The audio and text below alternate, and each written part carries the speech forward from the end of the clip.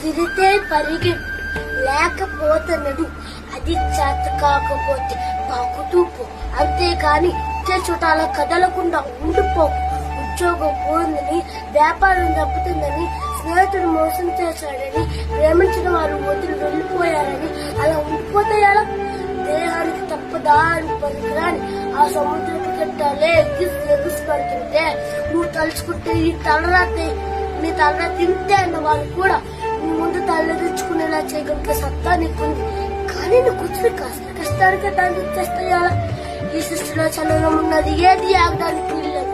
పారే నది, విచే గాలి, ఊగే చెట్టు, ఉదించే సూర్యుడు అనుకున్నది సాధించాలని నీలో గసిగసిగా ప్రవేశిస్తుంటే ఆ రక్తంతో సహా ఏది ఆడడానికి బయలుదేరు. ఈ మానసిక భాష సంఖ్యలుగా చేసుకో. నువ్వు పడుకునే పరుపుని చేరుకునే బతికా